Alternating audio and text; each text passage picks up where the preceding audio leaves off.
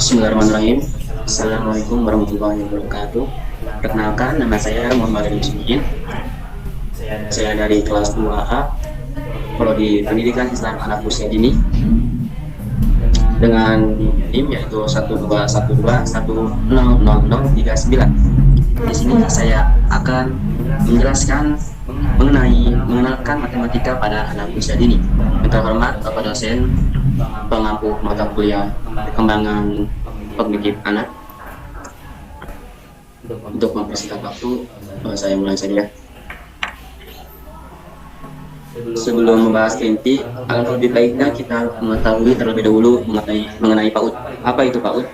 PAUD ya ini pendidikan anak usia dini merupakan satu pendidikan yang sangat fundamental dalam memberikan kerangka dasar terbentuk dan berkembangnya sikap, dasar pengetahuan dan juga keterampilan. PAUD merupakan satuan lembaga pendidikan yang menitik beratkan kepada tumbuh kembang anak. Pendidikan anak usia dini adalah suatu upaya pembinaan yang ditujukan kepada anak sejak lahir hingga usia 6 tahun dan dilakukan melalui pemberian stimulasi pendidikan untuk membantu pertumbuhan dan perkembangan jasmani serta rohaninya agar anak memiliki kesiapan dalam memasuki pendidikan lebih lanjut. Matematika adalah salah satu alat berpikir selain bahasa, logika, dan juga statistika. Menurut Ruth Effendi, matematika itu sebagai ilmu deduktif, bahasa, seni, satunya ilmu tentang struktur yang terorganisasikan, dan ilmu tentang pola dan hubungan. Mengapa matematika ini disebut sebagai ilmu deduktif?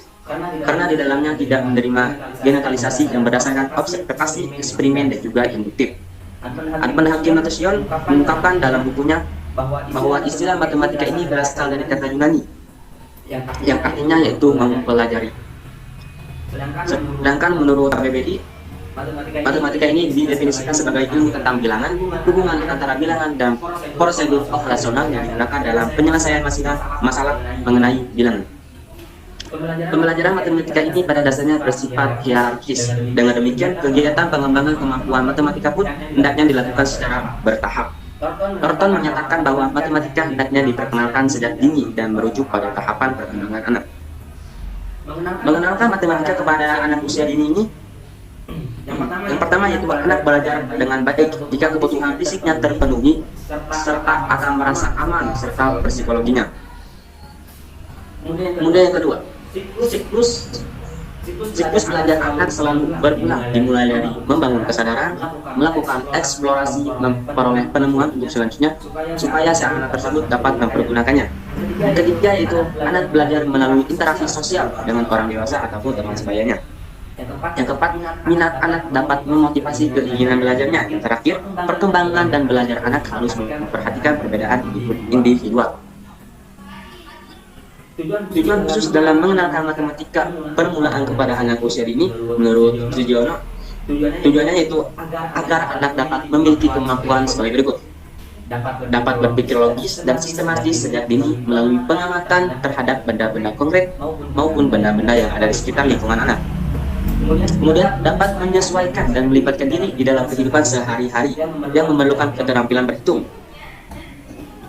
Kemudian dapat memahami konsep ruang dan waktu serta dapat memperkirakan kemungkinan urutan suatu peristiwa yang terjadi di sekitar anak. Yang terakhir yaitu dapat berkonsentrasi, teliti, abstrak, daya apresiasinya yang tinggi, dan dapat beraktivitas dan berimajinasi dalam menciptakan suatu secara spontan. Prinsip pembelajaran anak usia dini, yang pertama yaitu anak sebagai pembelajar yang aktif. Yang kedua, anak belajar melalui sensori dan panca indera. Yang ketiga, anak membangun pengetahuannya secara mandiri. Yang keempat, anak berpikir melalui benda yang konkret. Yang terakhir yaitu anak belajar dari lingkungannya. Prinsip permainan matematika anak usia dini. Permainan matematika ini diberikan secara bertahap, diawali dengan menghitung benda-benda atau pengalaman peristiwa konkret yang dialami melalui pengamatan terhadap alam sekitar. Yang kedua itu pengetahuan dan keterampilan pada permainan matematika diberikan secara bertahap menurut tingkatan kesukarannya. Misalnya dari konkret ke abstrak, mudah ke sukar, dan dari sederhana ke yang lebih kompleks lagi. Yang ketiga, permainan matematika anak berhasil jika si anak ini diberi kesempatan untuk berpartisipasi dan dirangsang untuk menyelesaikan masalah-masalahnya sendiri. Selanjutnya, permainan matematika ini membutuhkan suasana yang menyenangkan dan rasa aman serta kebebasan bagi anak. Untuk apa? Yaitu untuk diperlukannya alat peraga media yang sesuai dengan tujuan, menarik, dan bervariasi. Mulai digunakan tentunya tidak membahayakan si anak tersebut. Kemudian, bahasa yang digunakan di dalam pengenalan konsep berhitung seharusnya bahasa ini yang sederhana dan jika memungkinkan mengambil contoh yang terdapat di lingkungan sekitar si anak tersebut. Selanjutnya, dalam permainan matematika, anak dapat dikelompokkan sesuai tahap penguasaan berhitung, yaitu tahap konsep serta masa transisinya. Dalam mengevaluasi hasil, perkembangan anak harus dimulai dari awal sampai akhir kegiatan. Pada hakikatnya, matematika ini perlu dikenalkan kepada anak usia dini dari metode pembelajaran yang haruslah menarik dan menantang. Karena anak usia dini harus belajar dengan cara bermain. Jangan memaksa anak usia dini harus memahami atas apa yang telah diajarkan. Karena perkembangan seorang anak tentunya sangat berbeda-beda dan tidak bisa disamaratakan dengan yang lainnya. Manfaat dari permainan matematika anak usia dini. Yang pertama itu membelajarkan anak-anak berdasarkan konsep matematika yang benar tentunya. Kemudian yang kedua, menghindari ketakutan matematika sejak awal. Karena banyak ya seorang anak kecil ataupun kita itu banyak yang dia suka matematika karena di awalnya diajari dengan cara tidak tepat oleh gurunya. Kemudian yang ketiga, membantu anak supaya belajarnya matematika ini secara alami melalui kegiatan belajar. Dan terakhir, yaitu peran guru dalam mengembangkan kegiatan belajar matematika. Yang pertama itu membangun rasa ingin tahu si anak secara alami tentang bentuk, ukuran, jumlah, konsep-konsep dasar lain dalam matematika. Yang kedua itu peduli dan tertarik terhadap apa yang dikatakan si anak. Hal ini akan mendorong anak tersebut untuk menceritakan pengalaman dan penemuan mereka.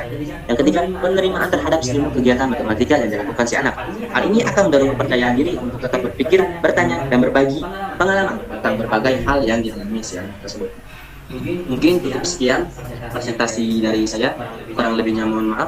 Wabillahi taufiq wal hidayah. Wassalamualaikum warahmatullahi wabarakatuh.